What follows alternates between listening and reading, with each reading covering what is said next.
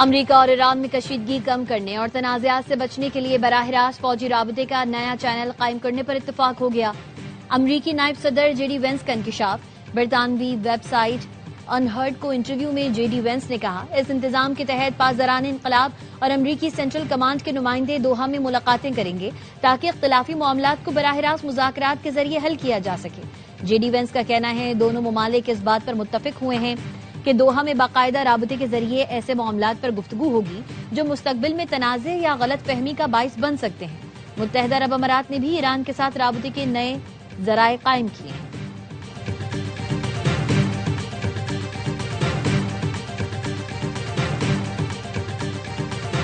ایران نے امریکی نائب صدر کا دعویٰ مسترد کر دیا۔ ترجمان پاسداران انقلاب نے کہا، ابنائے ہرمز ایرانی علاقہ ہے اور اس کا امریکہ سے کوئی تعلق نہیں۔ امریکہ اور ایران کے درمیان براہ راست فوجی رابطے کا نیا چینل قائم کرنے کا بیان سراسر جھوٹ ہے اور اس کی سختی سے تردید کی جاتی ہے۔ ترجمان پاسداران انقلاب کا کہنا تھا، ایسا ہوا ہے اور نہ ہوگا۔ ایران ابنائے ہرمز پر امریکہ کے ساتھ کمیونیکیشن لائن قائم نہیں کرے گا۔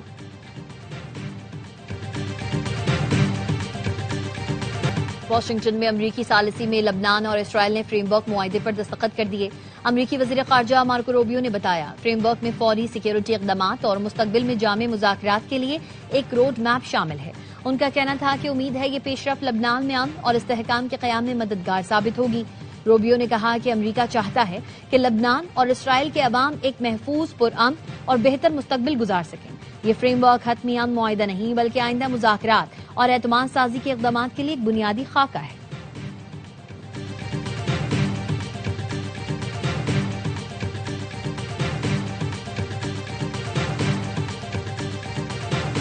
ایران نے ابنائے ہرمز سے گزرنے والے جہازوں پر ڈرون حملے کیے ہیں۔ امریکی صدر ڈونلڈ ٹرمپ کے ٹروتھ سوشل پر پوسٹ۔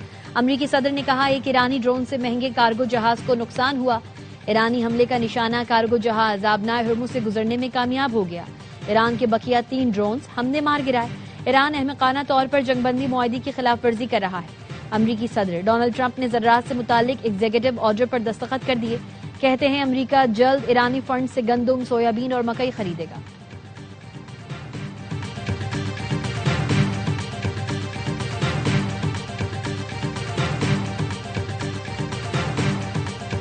امریکہ اور جی سی سی کا مشترکہ بیان غیر ذمہ دارانہ ہے۔ ایران نے مشترکہ اعلامیے کو مداخلت اور اشتعال انگیز قرار دے دیا۔ ایرانی وزارت خارجہ کا کہنا ہے یہ علاقائی سلامتی کو نقصان پہنچانے اور تنازعات کو ہوا دینے کی کوشش ہے۔ امریکی فوج خلیجی تعاون کونسل کے رکن ممالک کے لیے سراسر بوجھ ہے۔ امریکہ کا علاقائی ممالک کی سلامتی کا عزم محض بیان بازی اور کھوکھلا دعویٰ ہے۔ فلسطین اور لبنان کی مزاحمتی تحریکوں کو ایرانی پراکسی قرار دینا سراسر غلط اور حقیقت کے منافی ہے۔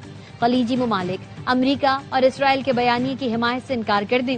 ہمارا مشورہ ہے ایران مخالف پالیسیز کا حصہ نہ بنے۔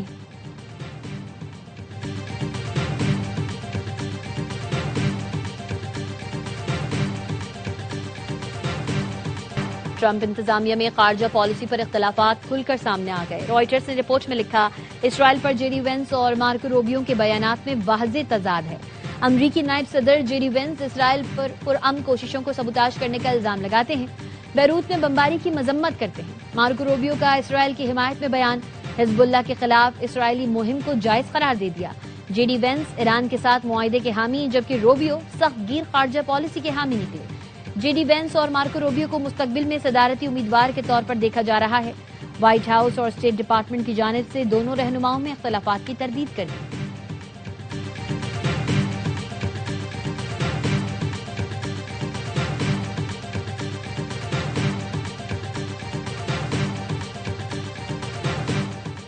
امریکی صدر ٹرمپ کی یورپی ممالک کو 100% ٹیرف کی دھمکی۔ صدر ٹرمپ نے کہا، یورپی ممالک امریکی کمپنیز پر ڈیجیٹل سروس ٹیکس لگانے کی تیاری کر رہے ہیں۔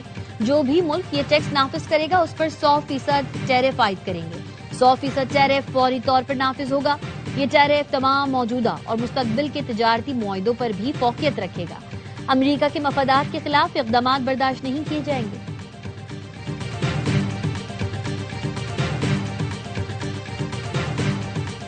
بحری جہاز لینوڈیوینا کے عملے کے باعث ایرانی ارکان آج بحفاظت کراچی پہنچ گئے۔ ایرانی عملے کے ارکان کو امریکی حکام نے روکا تھا۔ نائب وزیر اعظم اسحاق ڈار کا ایکس پر پیغام، بتایا ایرانی مشنز کے قریبی تعاون سے بحری جہاز کے عملے کی محفوظ واپسی یقینی بنائی جا رہی ہے۔ ایرانی عملے کی واپسی کے لیے امریکی اور ایرانی حکام کے ساتھ قریبی رابطے میں رہے۔ اب تک پاکستان نے 70 ایرانی بھائیوں کی وطن واپسی میں مدد کی۔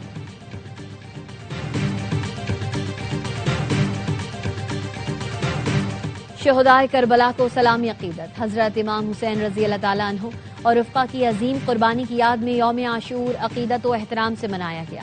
ملک بھر میں جلوس اور مجالس۔ کراچی میں 10 محرم الحرام کا مرکزی جلوس نشتر پارک سے برآمد ہوا، جو مقررہ راستوں سے ہوتا ہوا حسینیہ ایرانیہ امام بارگاہ کھارا در پر اختتام پذیر ہوا۔ جلوس کے اختتام پر مجلس شام غریبہ ہوئی۔ لاہور میں نثار حویلی سے برآمد ہونے والا مرکزی جلوس روایتی راستوں سے ہوتا ہوا کربلا گام شاہ پہنچ کر اختتام پذیر ہوا۔ وزیر داخلہ محسن نقوی بھی یوم عاشور کے جلوس میں شریک ہوئے۔ راولپنڈی، کوئٹہ، پشاور، ملتان، فیصل آباد سمیت ملک کے چھوٹے بڑے شہروں میں جلوس نکالے گئے۔ شہدائے کربلا کو خراج عقیدت پیش کیا گیا۔ جلوسوں کے اختتام پر مجلس شام غریبہ برپا کی جا رہی ہیں۔ سیکیورٹی کے انتہائی سخت انتظامات، کیمروں سے نگرانی۔ پنجاب کے 24 اضلاع میں موبائل فون سروس جزوی معطل۔ پشاور اور کوئٹہ میں بھی موبائل فون سروس بند رہی۔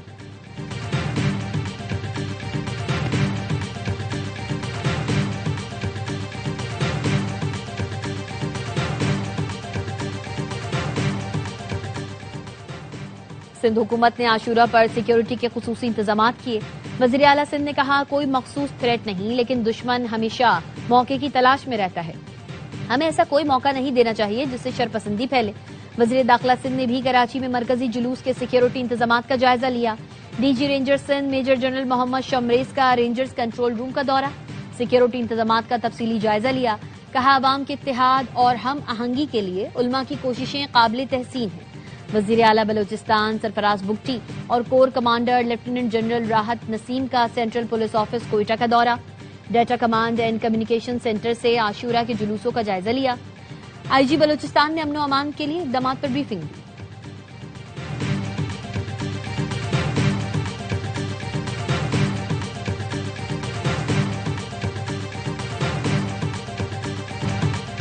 پچاس 50,000 کیمروں کی مدد سے 47,000 سے زائد مجالس اور جلوسوں کی نگرانی کی گئی۔ سینئر صوبائی وزیر مریم اورنگزیب کہتی ہیں، امام بارگاہوں کو فول پروف سیکیورٹی فراہم کی گئی۔ پہلی مرتبہ پینک بٹن اور QR کوڈ کے ذریعے امام بارگاہوں کو سیکیورٹی نظام سے منسلک کیا گیا۔ مجالس اور جلوسوں پر واٹر سپرے اور اینٹی اسموک گن کے ذریعے گرمی کی شدت کو کم کیا گیا۔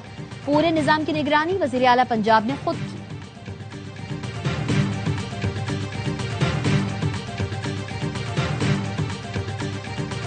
انسانی اعضاء اور ٹیشوز کی سمگلنگ کا اسکینڈل بے نقاب۔ FIA اور ہیومن آرگن ٹرانسپلانٹ اتھارٹی کی اسلام آباد میں مشترکہ کارروائی۔ سیکٹر F71 اور E11 میں چھاپے، بھاری مقدار میں انسانی اعضاء برآمد۔ 3 چینی باشندوں سمیت 5 ملزمان گرفتار۔ 4 روزہ جسمانی ریمانڈ پر FIA کے حوالے۔ FIA کا کہنا ہے برآمد شدہ تمام پلیسنٹا انسانی ہیں۔ ملزمان انسانی نال کو بھیڑ کی نال ظاہر کر کے بیرون ملک سمگل کرتے تھے۔ نجی رہائش گاہوں کو اعضاء کے ذخیرہ اور پیک کرنے کی لیبارٹریز میں تبدیل کیا گیا۔ ملزمان مختلف اسپتالوں سے ہیومن پلیسنٹا خرید کر پروسیسنگ کرتے تھے۔ پلیسنٹا کو خشک کر کے بیرون ملک سمگل کیا جاتا تھا۔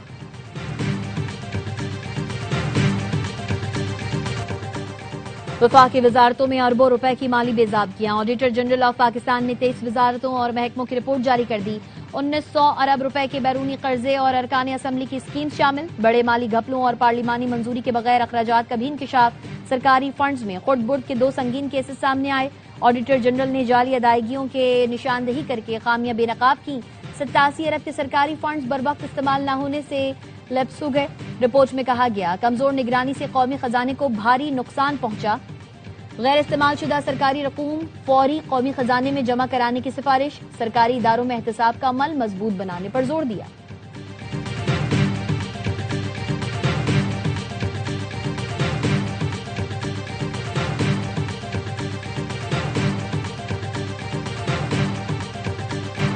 وینزویلا میں خوفناک زلزلے سے اموات کی تعداد 920 ہو گئی، 4000 سے زائد زخمی، ہزاروں لاپتہ۔ وینزویلا کی وزارت صحت کا کہنا ہے ہلاکتوں میں اضافے کا خدشہ ہے۔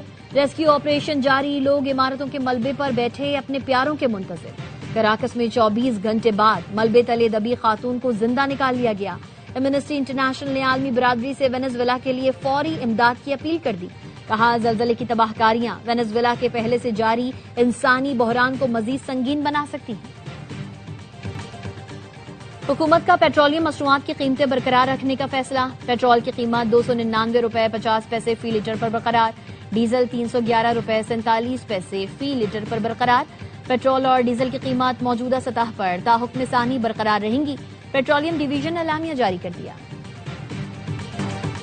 بین الاقوامی مارکیٹ میں خام تیل کی قیمتوں میں مسلسل کمی، برنٹ خام تیل کمی کے بعد $72.38 فی بیرل پر آ گیا۔ امریکی ویسٹ ٹیکساس خام تیل کمی کے بعد $69.41 فی بیرل پر ٹریڈ کر رہا ہے۔ ابوظہبی بینچ مارک مربان کروڈ $66.30 فی بیرل پر ہو گیا۔ عالمی مارکیٹ میں تیل قیمتوں میں کمی کا فائدہ عوام تک پہنچائیں، پیٹرول 225 روپے فی لیٹر کیا جائے۔ امیر جماعت اسلامی حافظ نعیم الرحمان کا مطالبہ، کہا معیشت کا پہیہ چلانا ہے تو پیٹرول اور ڈیزل سستا کرنا ہوگا، پیٹرولیم لیوی کا خاتمہ کر کے عوام کو حقیقی ریلیف دیا جائے۔ حکومت کرایوں سمیت تمام اشیاء ضروریہ کی قیمتیں جنگ سے پہلے کی سطح پر لائے۔ یوم عاشور کے دوران امن و امان اور مذہبی رواداری برقرار رکھنے پر علماء مشائخ ذاکرین اور کو خراج تحسین۔ سربراہ قومی پیغام امن کمیٹی علامہ طاہر اشرفی اور علماء کرام نے مشترکہ بیان میں کہا، امن و امان اور مذہبی رواداری برقرار رکھنا قابل ستائش ہے۔ عاشور محرم امن و امان اور باہمی مذہبی رواداری کے ساتھ مکمل ہوا۔ تمام مکاتب فکر کے علماء، افواج پاکستان اور قومی سلامتی کے اداروں کا شکریہ جنہوں نے امن و امان کے قیام کے لیے انتھک کاوشیں کی۔ وزیر اعظم کی ہدایت پر فیلڈ مارشل کے وژن کے مطابق امن قائم رہا۔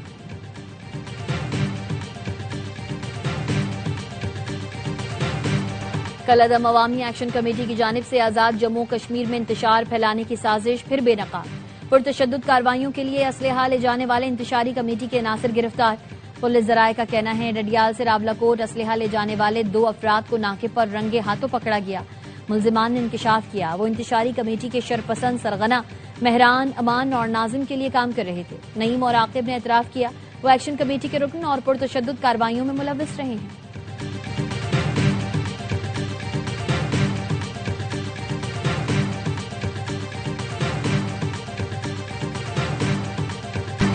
اسرائیل کا جنوبی لبنان کے قصبے مفادون پر حملہ، 2 افراد جاں بحق، 1 شخص زخمی۔ فضائی بمباری سے نبطیہ میں متعدد عمارتوں کو نقصان پہنچا۔ اسرائیلی فوج کی جانب سے فلسطینیوں کی بھی نسل کشی۔ جبالی البلد میں ڈرون حملہ، 2 فلسطینی شہید ہو گئے۔ مقبوضہ مغربی کنارے میں اسرائیلی فوج کا شادی کی تقریب پر دھاوا، آنسو گیس کے شیل فائر کیے، دولہا کے 3 بھائیوں کو حراست میں لے لیا۔ فلسطینی خاتون پر بھی تشدد۔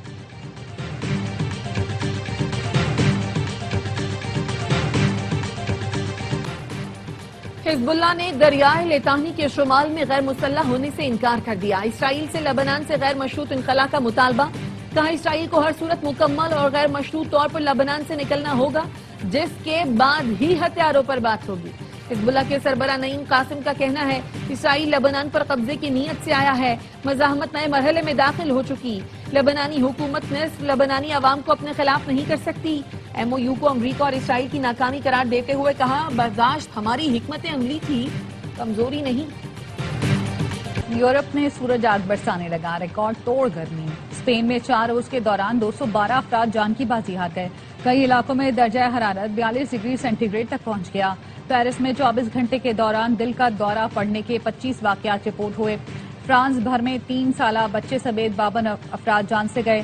سوئٹزرلینڈ میں گرمی کا 80 سالہ ریکارڈ ٹوٹ گیا۔ نیدرلینڈز میں ریڈ الرٹ جاری۔ برطانیہ کے بیشتر حصوں میں پارہ 36 ڈگری سے اوپر چلا گیا۔ شدید گرمی کے باعث اسپتالوں میں کولنگ سسٹم بیٹھنے سے طبی آلات نے کام چھوڑ دیا۔ غیر ہنگامی آپریشنز اور اسکین عارضی طور پر ملتوی کر دیے گئے۔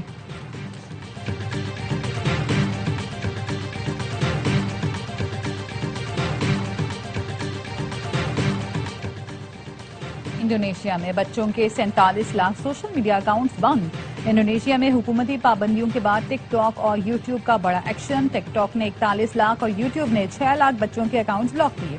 قوانین کے تحت 16 سال سے کم عمر بچوں کے اکاؤنٹس بند کرنا لازمی ہے۔ انڈونیشیا کے وزیر مواصلات کا کہنا ہے سوشل میڈیا پلیٹ فارمز کو بھی قوانین پر سختی سے عمل کرنا ہوگا۔ پابندی کا مقصد بچوں کو آن لائن ہراسانی اور سوشل میڈیا کی لت سے بچانا ہے۔ گراس کورٹ پر ناؤمی اوساکا ٹائٹل جیتنے سے 1 قدم دور، ہومبرگ اوپن کے فائنل میں پہنچ گئی۔ جاپانی ٹینس اسٹار نے چینی حریف کی 1 نہ چلنے دی۔ स्ट्रीट सेट में ढेर किया। ट्रॉफी के लिए ओसाका का टकराव आज जमहूरियत चेक की कैरोलिना से होगा।